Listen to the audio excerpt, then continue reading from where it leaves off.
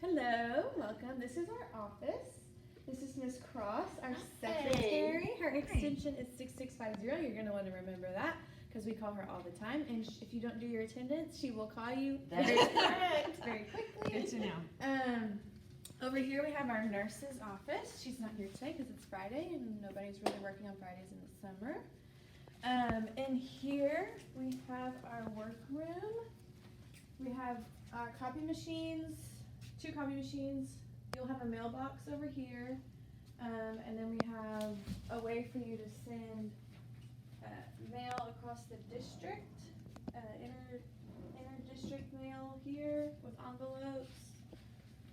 Okay, so can I ask a question about supplies? Like, how much does the school provide for teachers? You get 2,000 copies. You have a copy code, which is also your code on your ID, your badge.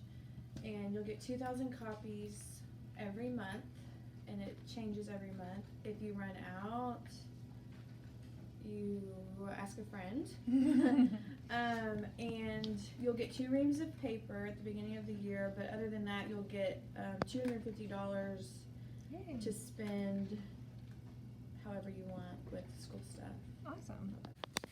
What are all these colored boxes? We are partnered with a local church, Crossroads Fellowship, and they have people in their church who are partnered with one of our students, and so they have a little mentee-mentor relationship, and so they each come once a week and hang out with their kid, and so we started that this year, and so they're all with first graders, and then they'll come back and meet with their same kid through 2nd grade and 3rd grade and 4th grade. And that's really special.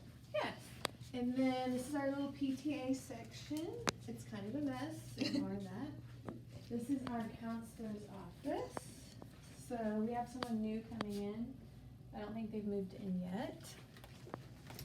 And then right here we have our conference room.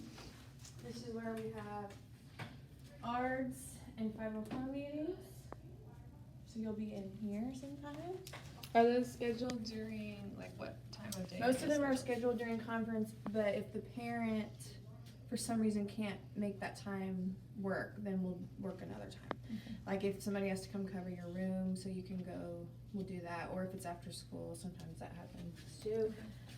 Our diagnostician's office is here. What is her name? Her name is Jennifer Mize. Okay, good to know.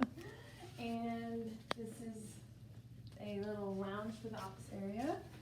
There's the workroom again, bathroom. And then here is our assistant principal's office and my office.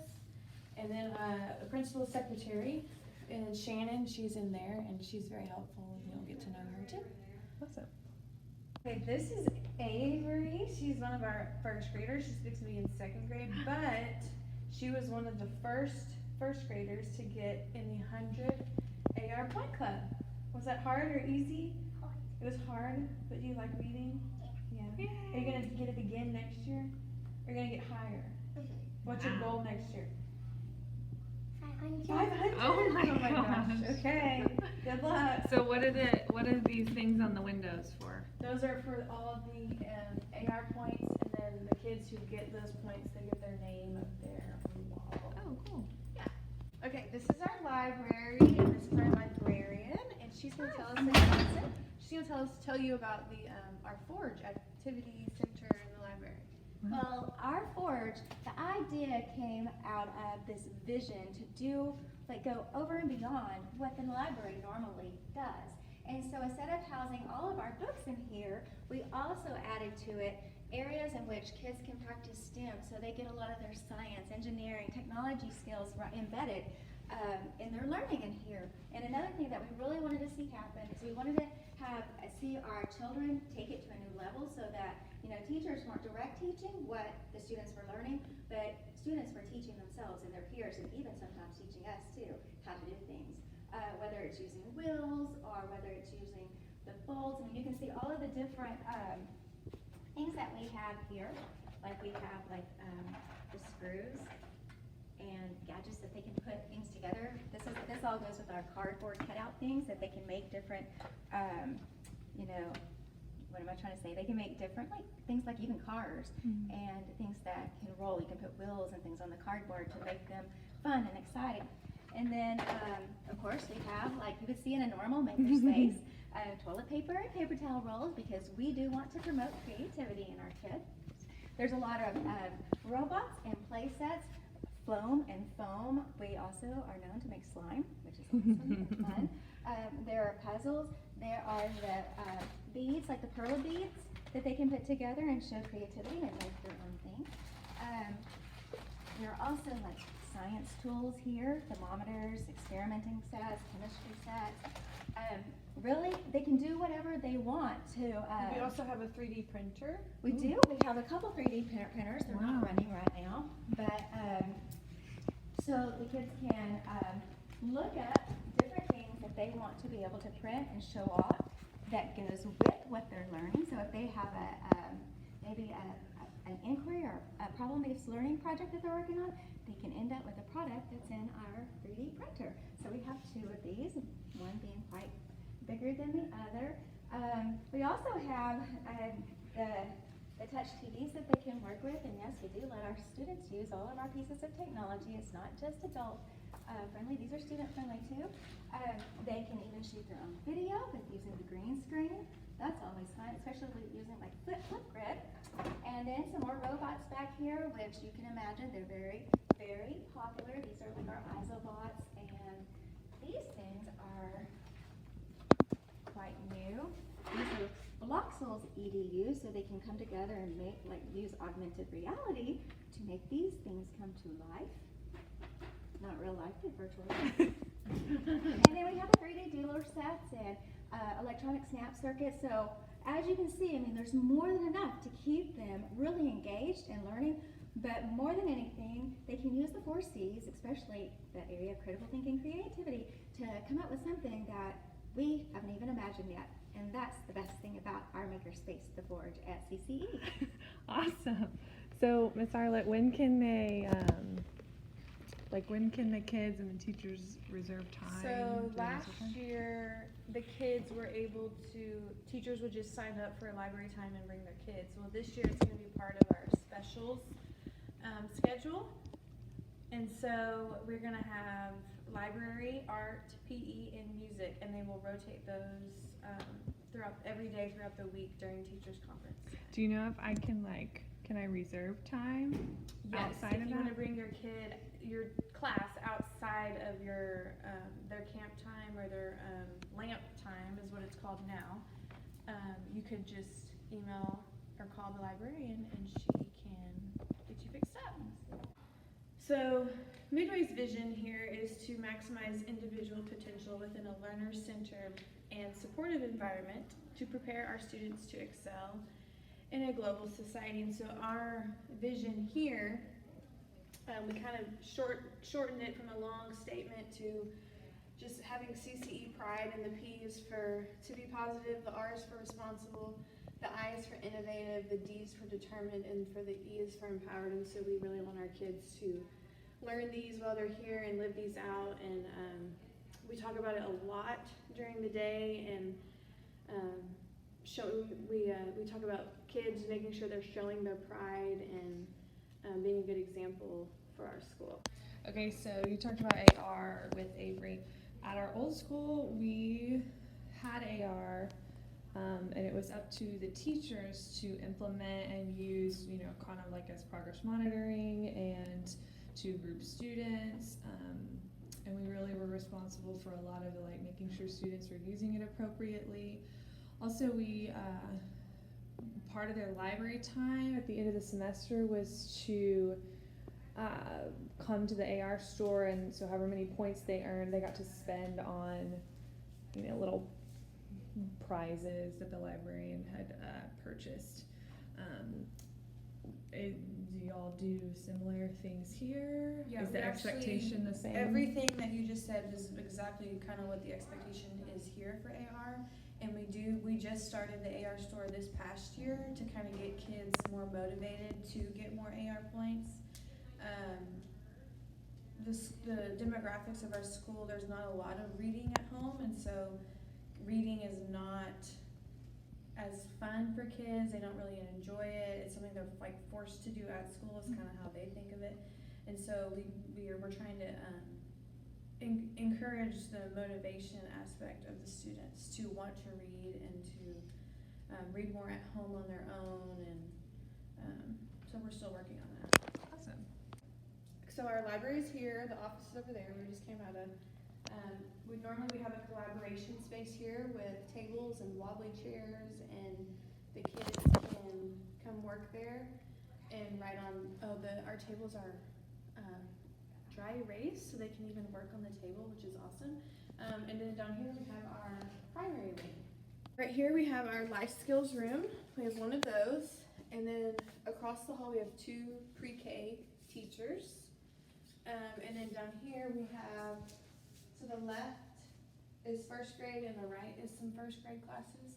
We also have our behavior coach. Her room is down there with the calming space and stuff like fidgets and stuff like that, where teachers can go check out tools if they need them in their classrooms. And then straight down here is our kindergarten hallway. So this is our primary wing. So you have pre-K, kinder first down here. How many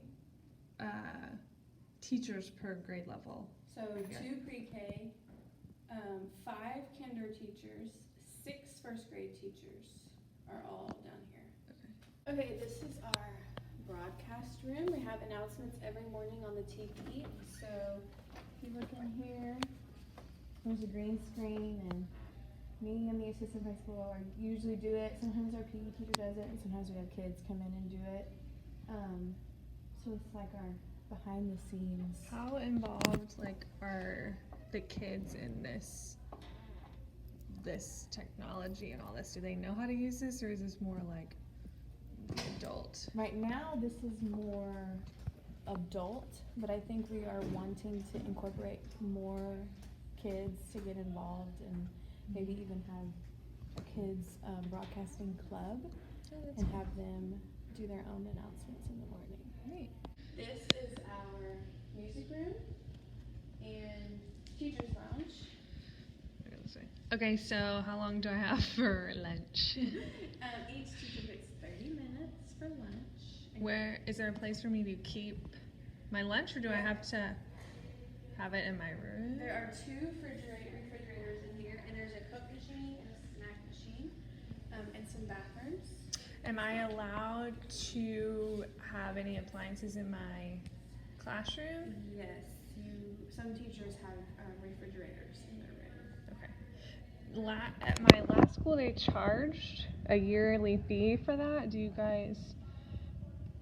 Yes, it is. They take $50 out of your paycheck Okay. to have a refrigerator in your room. So there's the teacher's lounge, and then right across from the teacher's lounge is the cafeteria where the kids eat.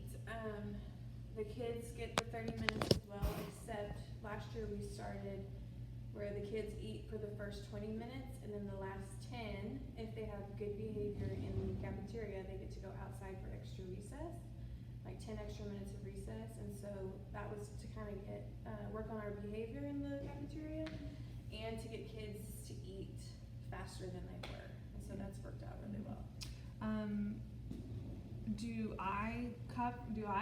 Do teachers have cafeteria duty, or how does the duty work with lunch and recess? Our paraprofessionals are in the cafeteria so that our teachers can have duty-free lunch. Ooh. And so all you do is go to lunch and then pick up your kids and take them to recess. Oh, awesome.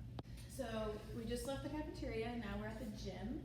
Gym is also a part of our camp, LAMP, whatever our new name's gonna be. Is that what you call specials? Specials, Okay. yes.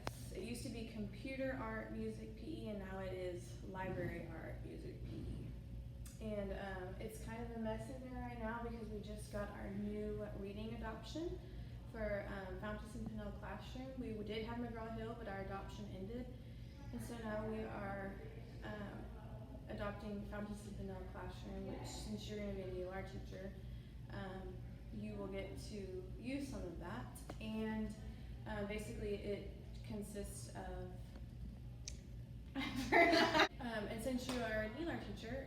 Fountas and Pinnell includes all the components of balanced literacy, and I could go into more detail about that, but I don't want to overwhelm you. You'll get your stuff, Thank and you. you'll have some training this summer as well. This is empty right now, but normally we have another collaboration space right here, and it has the whiteboard tables, and we have clear standing walls that you can write on with Expo marker for collaboration, and of course our wobbly stools and stuff like that. And this is where a lot of the kids like to come when they can work in the hallway. We have a system in place here called trust badges, and basically each teacher has a set of badges where their students can go like learn or work on an assignment, work on a project either in the hallway, or they can have hallway access or building access where they can literally leave the classroom and go work somewhere around the building. Okay, so with trust badges, is it like a daily thing? How do they earn it? It's not just everybody, is it? No, it's not everybody, and sometimes, you know, each teacher does it differently, but it is not every kid in your classroom. It is those students who you can trust and that you've had conversations with and conferenced with about the expectations for being in the hallway and being across the building, you know, away from the classroom. We have rubrics set up, and we've talked to each kid about what it looks like and sounds like when you're working outside of the classroom. And so the kids more or less are pretty good about, I mean, you walk up and down the hallway and you can see kids actually talking about work, and they're not playing. If some of them, sometimes we do have kids who are playing, and as teachers, if we see that, we just tell them to go back to class and to tell their teacher that they were not showing our hallway pride or collaboration space pride, and they have to go explain that to their teacher, their teacher has trusted them to come out here and do that, and if they can't do it, then they don't get to have that privilege. So how would I be like trained in all that? Like, how do I know what to expect from kids that aren't in my class? You said a rubric? Yes, there is a rubric that follows along with our school vision of pride, but it's also tied into what we should look like and act like when we are in the hallway with our peers. And so the teachers know those expectations, and if they see students not following them. So that's across campus. Yes, It's not our per. whole campus has had, and we'll probably have another one at the beginning of the year just to kind of briefly go over what they are for our new teachers, go over the rubric, what the badges look like. It took a while to get started, but once we did, the students really like it. And Was that the first year y'all did that? this was the first year it really went gung-ho. The year before that, some teachers had kind of started it after they went and looked at another school that did it. And so we've slowly been implementing it here. And so we went campus-wide this past year. So with students out of the classroom, what are the procedures for like emergency situations, fire drills, lockdowns, things like that if they're not with a teacher? Yeah, so the students know, like when we go over trust badges, they know that if they are in the hallway and there is a emergency situation, depending on the situation, they are to find the nearest classroom. And as teachers, when we do a lockdown or a drill like that, we are supposed to check the hallway before we lock our doors. So especially now that we have kids all around the building, we just bring those kids into our room with us. And the students know to go to the nearest classroom or nearest bathroom for safety. They also know to not let any adult into the building. So like if they're sitting here and somebody knocks on that door, they know, even if it's a teacher, they know they are not supposed to go open that door. They're supposed to go get another adult to come open the door for them. We even test them sometimes, and they, sure enough, we make that big of a deal about it that they are too scared to even open the door for their teacher. which is good. And they know not to go. I mean, they have trust badges, so we trust them, and they don't go outside and do things like that. Okay, so if teachers are giving out these trust badges, there's probably a lot of kids. I mean, there's a lot of teachers, a lot of classes. Are there a ton of kids out here? Does it become like a distraction, a noise issue? Each teacher really only has 5 trust badges to give out, and then believe it or not, you would think that would be the case, but I think because everybody's schedule is different, that each teacher chooses, like a lot of teachers do station time, and that's when their kids can go out and do their station in the hallway, or if they have a project during free time, that's when they can go out in the hallway. And so really it's kind of staggered perfectly to where there's not a lot of kids in the hallway, and every teacher only has so many to hand out that it hasn't been that big of an issue, because like 3rd grade might be in class, but the primary wing is all at lunch, camp, recess, that kind of thing. Okay. So it hasn't been an issue. So are teachers required to use all of the badges they're given, or like if I think maybe none of the kids in my class are trustworthy, do I have to? Is that required that I have to give to those? use it, and we have had teachers that have, 1 year they have a class that can use it, and 1 year they're like, no, this class can't handle it, and so they just don't bring them out and talk about them and stuff. So this is like this is not your classroom management type thing. Like, No, each teacher should have their own classroom management procedures put into place in their classroom. This is just an extra bonus for those trustworthy students to kind of earn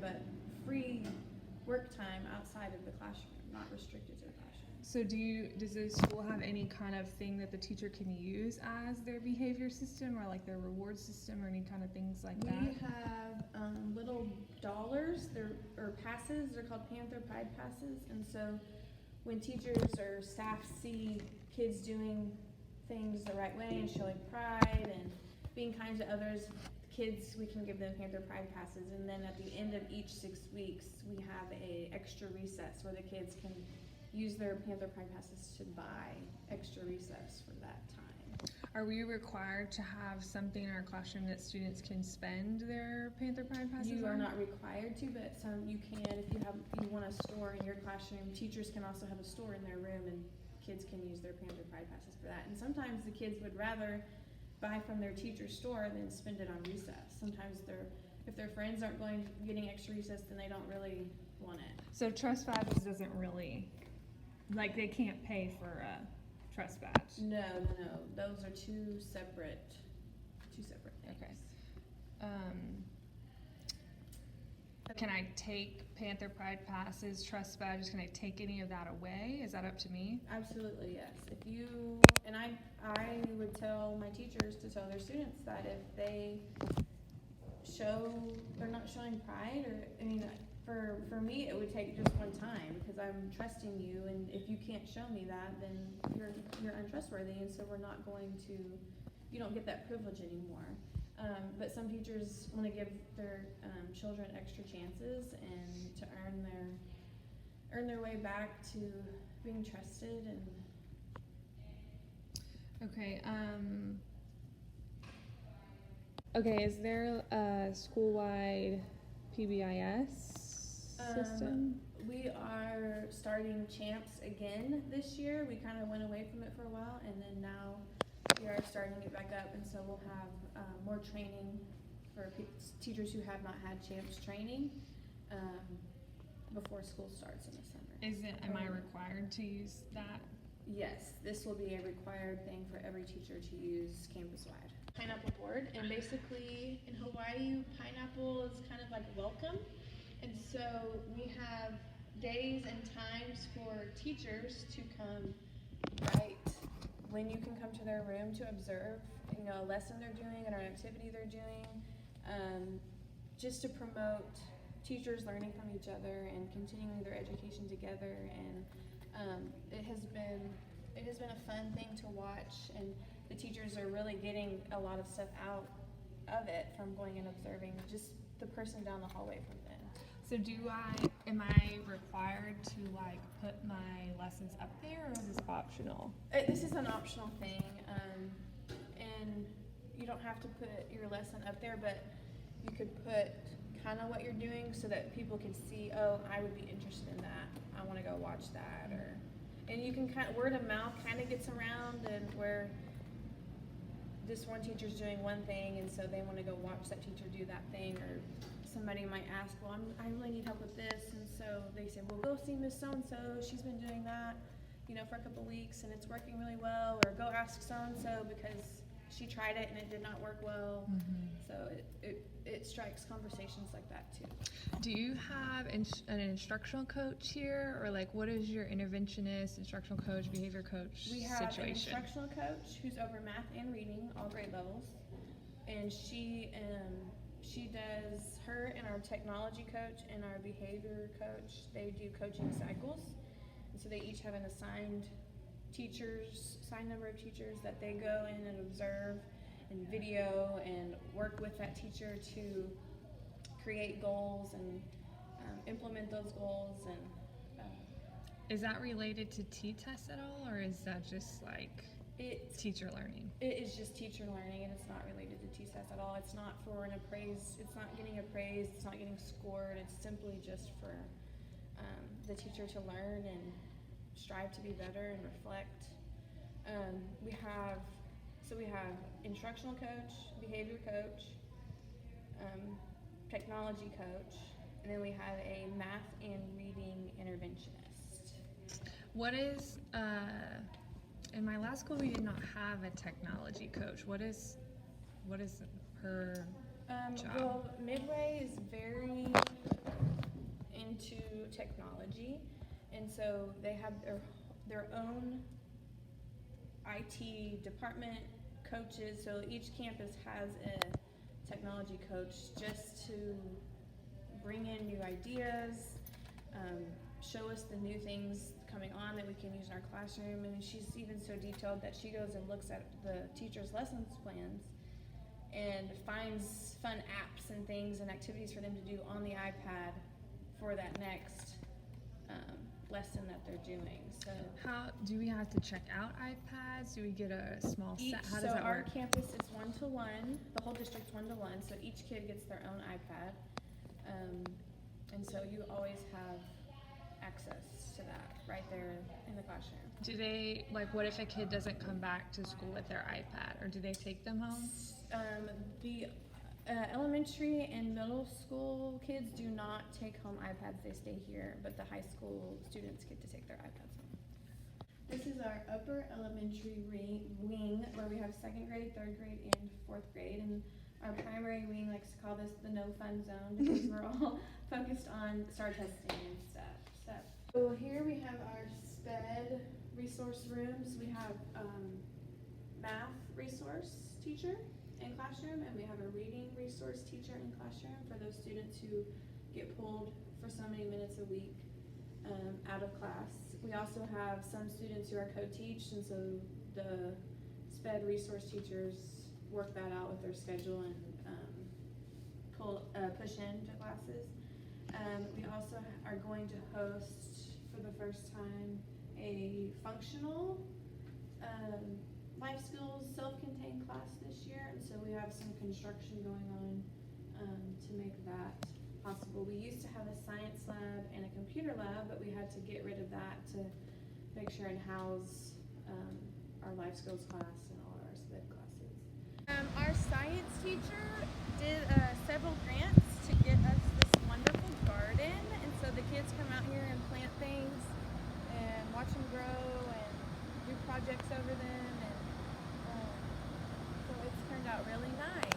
Do they have to do that during science lab time, or could I bring them out here? How does that? You could bring them out whenever you wanted to. Some teachers come out here and they just sit and learn and read and work,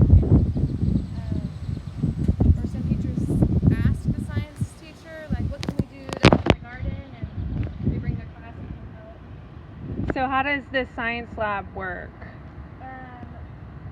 The teachers get a 30-minute block 1 day a week to bring their kids to the science lab, and she does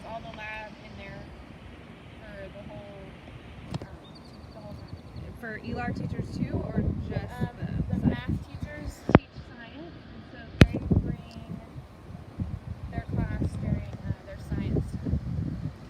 The cafeteria is through those doors, and so this is where extra recess happens, and field day, and sometimes teachers come out here for recess.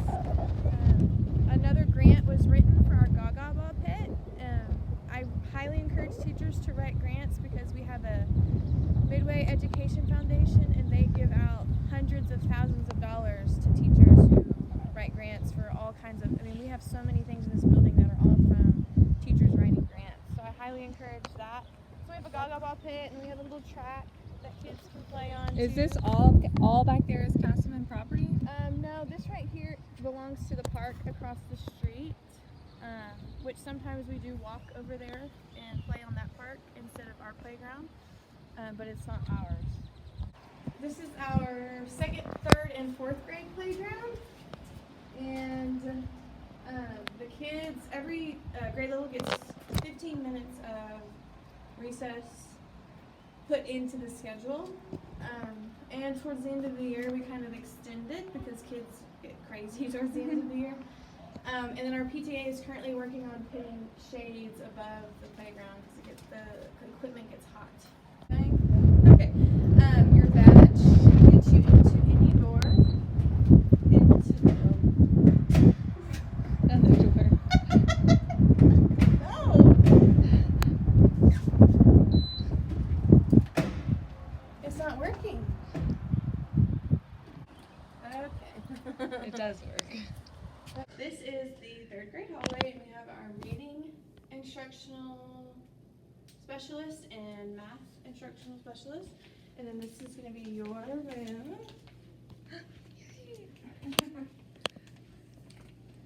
This is what it looks like. It's kind of a mess right now, but Are we allowed to attach things to the walls or anything? yes. Okay. You can staple. There's a cement wall over there, so you can sticky glue. Do I have to use those desks? Yes. Well, yes. Can I write a grant to replace them? Sure, you can write a grant for whatever. A lot of our teachers do some flexible seating, but they keep their desks in their room as well, Oh, I see. and just do the flexible seating during stations. But every classroom has a computer and a phone and a TV that has Apple TV on it too, and so you can, whenever you're working on your iPad, you can put it on the screen for your class to see, which is really nice. Is there anything else I can put on the TV? Like, does my computer? Yes, your computer links to the TV as well. Do y'all have document cameras, or do I Yes, have to? we do. Every classroom has a document camera that goes up to the TV too. Awesome. Our vision for Pride, we have different rules for each part of the building. So like our hallway Pride, our expectations are the voice level at a 0, facing forward. We have little paw signs in the hallways, and the students stop at the double paws to check for traffic. And then of course hands and feet to self. Our cafeteria Pride, we changed the voice level to a 1 because we want them to still be able to talk because they've been in class all day. Choose kindness, stay seated, don't play with your food, and hands and feet to self. Our bathroom Pride is go flush, wash, leave.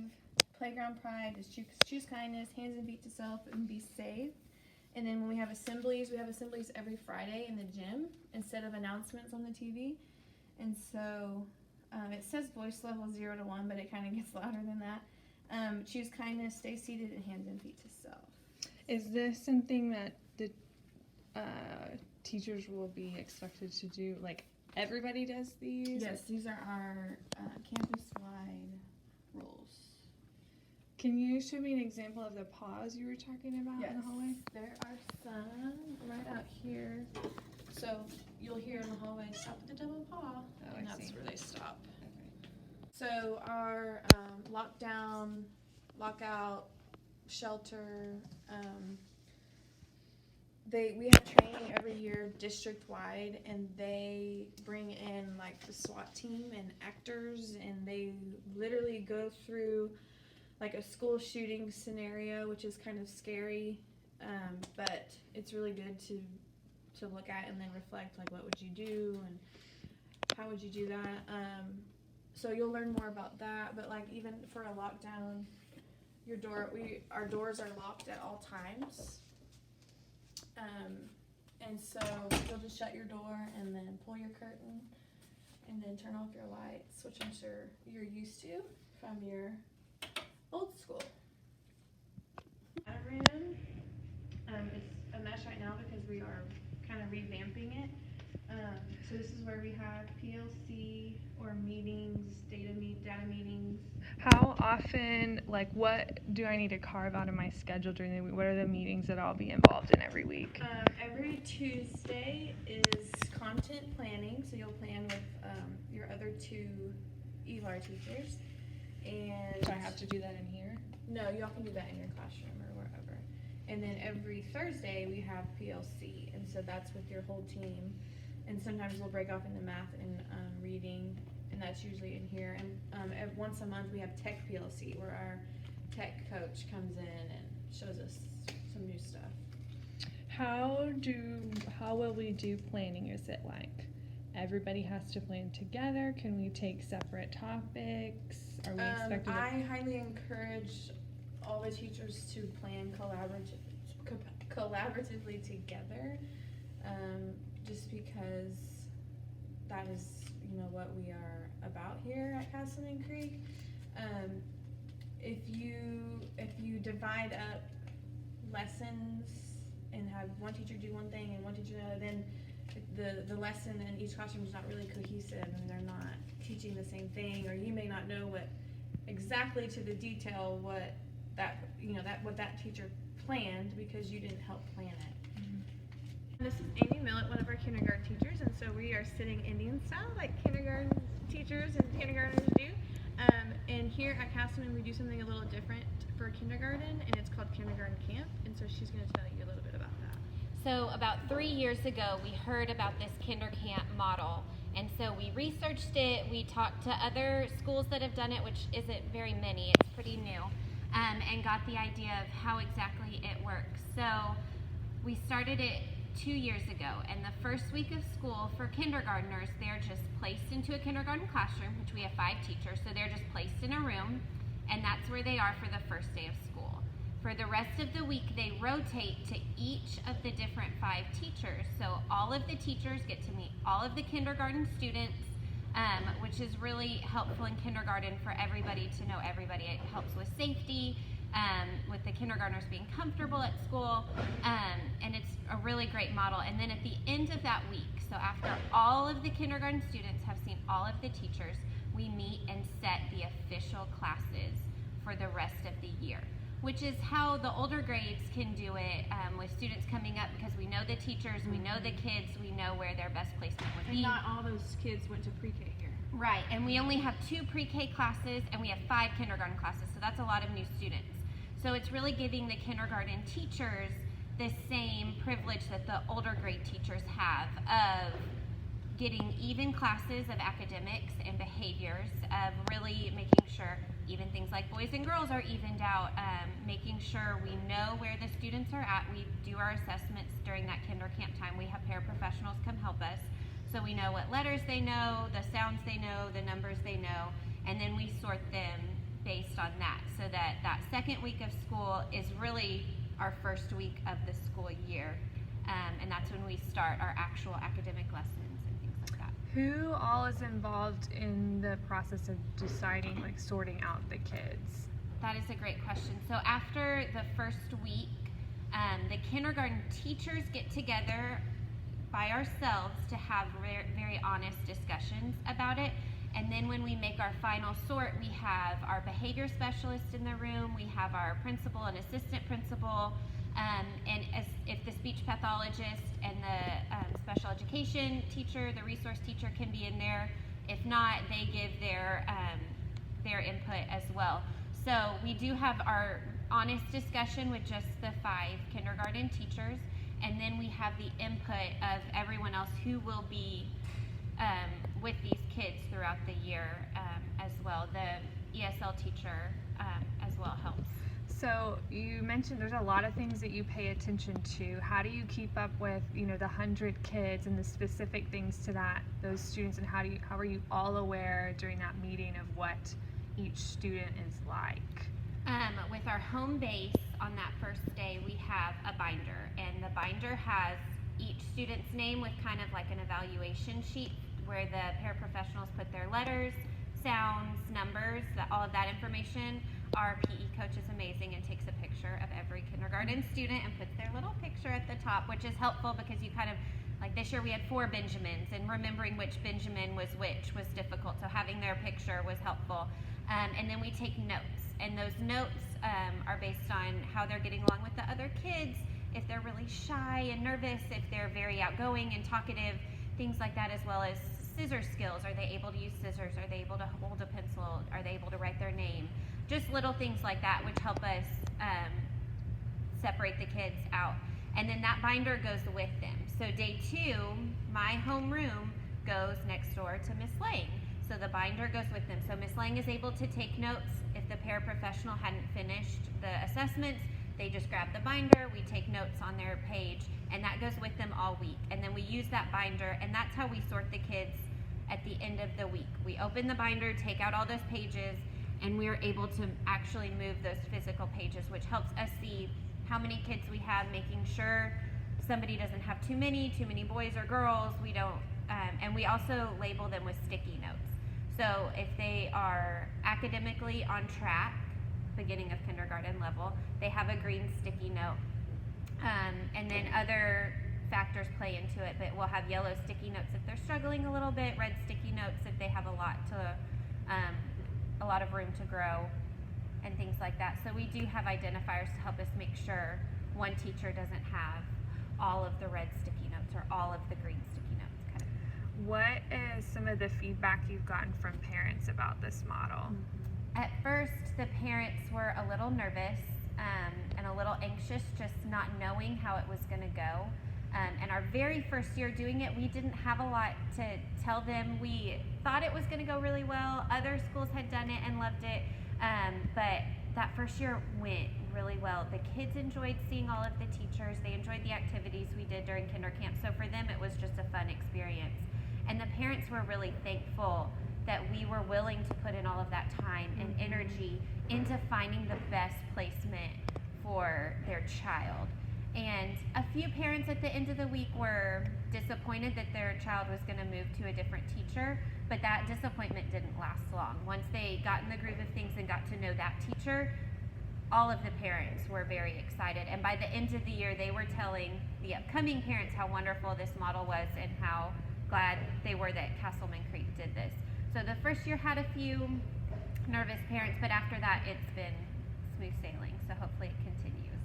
Miss Arlett, would you be willing to switch me to kindergarten?